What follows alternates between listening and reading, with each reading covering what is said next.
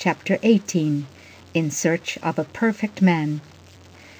Ciscasset, perhaps most beautiful of Maine towns near the Canadian border, was particularly beautiful on the morning after 'Tilda Jane's departure from Hobart Dillson's cottage. The sun was shining fervently, so fervently that men threw open their top-coats or carried them on their arms. The sky was still of the delicate pink and blue haze of the day before.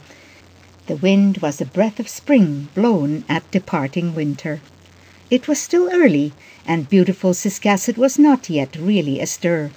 Few women were to be seen on the streets, only a score of shop-girls hurrying to their work, but men abounded. Clerks were going to their desks and counters, and early-rising business-men to their offices. Market-men swarmed in from the country in order to be the first to sell their produce in the prosperous little town with the Indian name.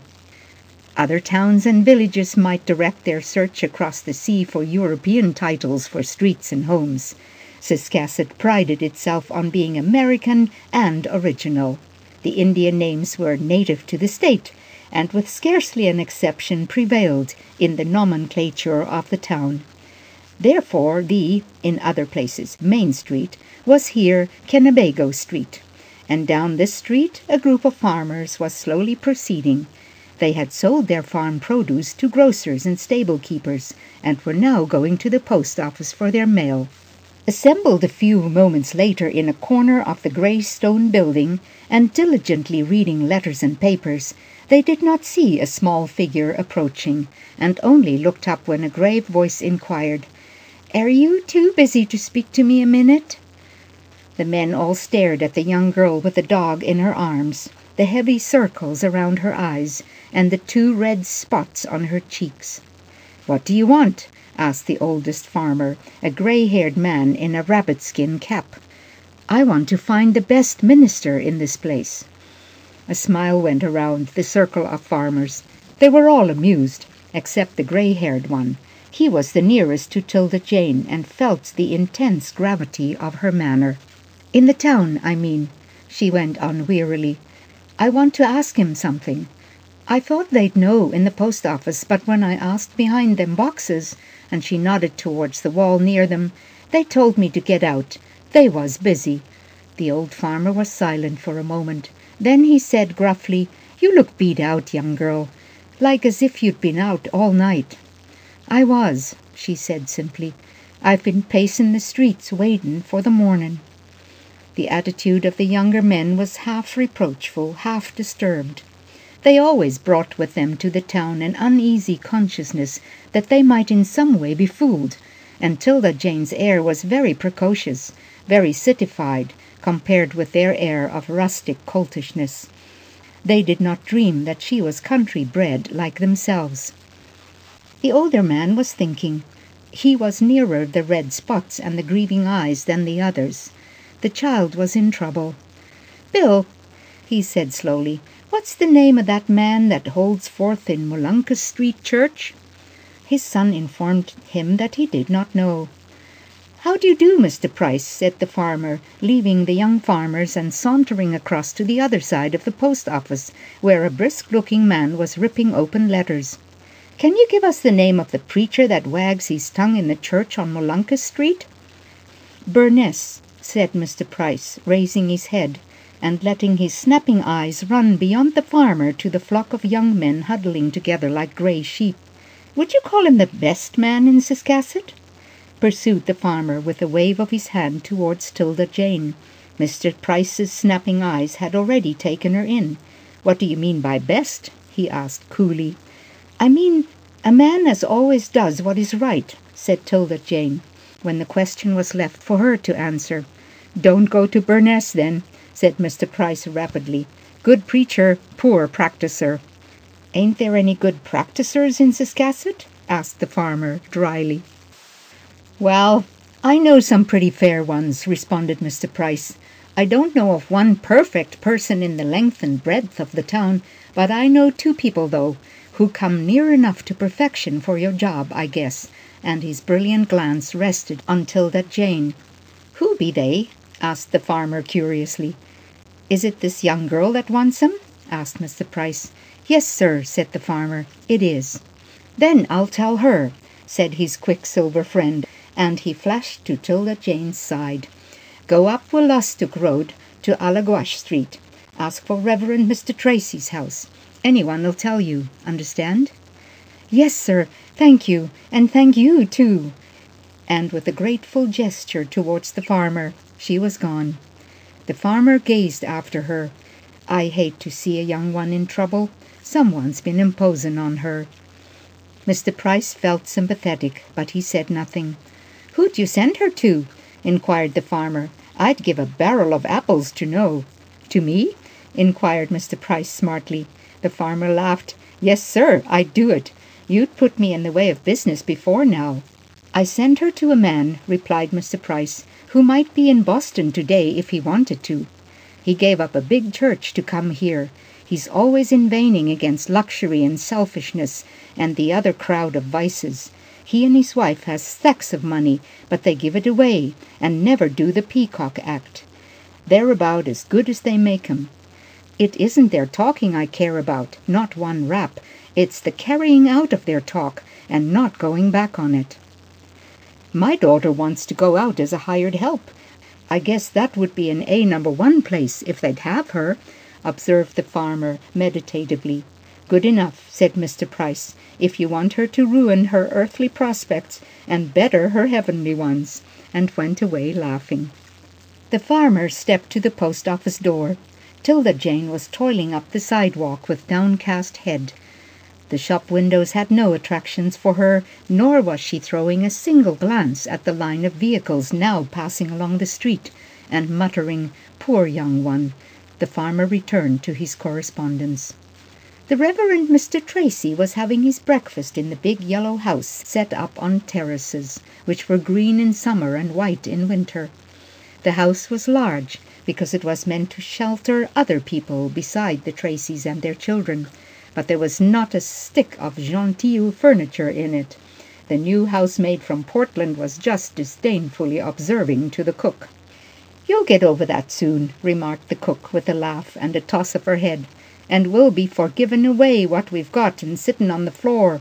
There's the doorbell. You'd better go answer it. It's time the beggars was arriving." Mr. Tracy was late with his breakfast that morning, because he had been out half the night before with a drunken young man who had showed an inconquerable aversion to returning home. Now, as he ate his chop and drank his hot milk, fed a parrot by his side, and talked to his wife who kept moving about in the room, he thought of this young man until he caught the sound of voices in the hall. "Bessie," he said quietly, "there's your new maid turning someone away." His wife stepped into the hall.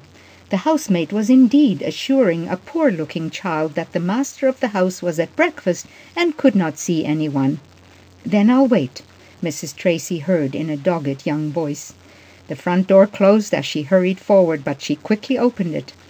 There on the top step sat a small girl holding a dog. "Good morning," she said kindly. "Do you want something?" "I want to see Reverend Tracy," responded the little girl, and the clergyman's wife, used to sorrowful faces, felt her heart ache as this most sorrowful one was upturned to her. "Come in," she went on, and 'Tilda Jane found herself speedily walking through a wide but bare hall to a sunny dining room. She paused on the threshold. That small dark man must be the minister. He was no nearer beauty than she was, but he had a good face, and, let her rejoice for this, he was fond of animals, for on the hearth lay a cat and a dog asleep side by side. In the long windows hung canaries in cages, and on a luxuriant and beautiful rose bush, growing in a big pot drawn up to the table, sat a green and very self-possessed parrot. She was not screeching, she was not tearing at the leaves, she sat meekly and thankfully receiving from time to time such morsels as her master chose to hand her. The little dark, quiet man barely turned as she entered, but his one quick glance told him more than hours of conversation from 'Tilda Jane would have revealed. He did not get up. He did not shake hands with her. He merely nodded and uttered a brief "good morning." "Won't you sit here?" said Mrs. Tracy, bustling to the fireplace and disturbing the cat and dog in order to draw up a chair. "I think our young caller will have some breakfast with me," said the minister, without raising his eyes, and stretching out his hand, he pushed a chair beyond the rose bush, and by a gesture invited 'Tilda Jane to sit in it. She seated herself, crowded Gippie on her lap under the table, and mechanically put to her mouth the cup of steaming milk that seemed to glide to her hand. She was nearly fainting. A few minutes more and she would have fallen to the floor. The minister did not speak to her. He went calmly on with his breakfast, and a warning finger uplifted kept his wife from making remarks. He talked a good deal to the parrot, and occasionally to himself, and not until 'Tilda Jane had finished the milk and eaten some bread and butter did anyone address her. Then the minister spoke to the bird. "Say good morning to the little girl, Lulu." "Good morning," remarked the parrot, in a voice of grating amiability. "Say, it's a pretty world, Lulu," continued the owner. "It's a pretty world, darling," responded the parrot, bursting into hoarse, unmusical laughter at her own addition. "Oh, it's a pretty world, a pretty world." To the gentleman and his wife there was something cynical and afflicting in the bird's comments on mundane affairs, and they surreptitiously examined their visitor. Did she feel this? She did, poor girl. She had been passing through some bitter experience. There was the haunting, injured look of wounded childhood on her face, and her curled lip showed that she too, young as she was, had found that all was not good in the world, all was not beautiful. The parrot was singing now. "Mid pleasures and palaces, though we may roam, be it ever so humble, there's no place like home. Home, home, sweet, sweet home." But at this point she overbalanced herself. Her uplifted claw swung over and she fell backward among the rose branches.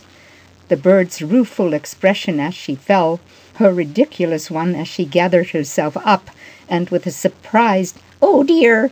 climbed back to her perch, were so overcoming that the minister and his wife burst into hearty laughter. 'Tilda Jane did not join them. She looked interested, and a very faint crease of amusement came in a little fold about her lips, but at once faded away. The minister got up and went to the fire, and taking out his watch earnestly consulted its face, then addressed his wife. "I have a ministers' meeting in half an hour. Can you go downtown with me?" "Yes, dear," replied Mrs. Tracy, and she glanced expectantly towards 'Tilda Jane. The little girl started. "Can I ask you a question or so afore you go?" she asked hurriedly. "No, my dear," said the man with a fatherly air, "not until I come back." "I guess someone's told you about me," remarked 'Tilda Jane bitterly. "I never heard of you or saw you before a quarter of an hour ago," he replied kindly. "Do you see that sofa?" And he drew aside a curtain. "You lie down there and rest, and in 2 hours we shall return. Come, Bessie." And with his wife he left the room. 'Tilda Jane was confounded, and her first idea was of capture. She was trapped at last, and would be sent back to the asylum. Then a wave of different feeling swept over her. She would trust those two people anywhere, and they liked her. She could tell it by their looks and actions. She sighed heavily, almost staggered to the sofa, and throwing herself down, was in 2 minutes sleeping the sleep of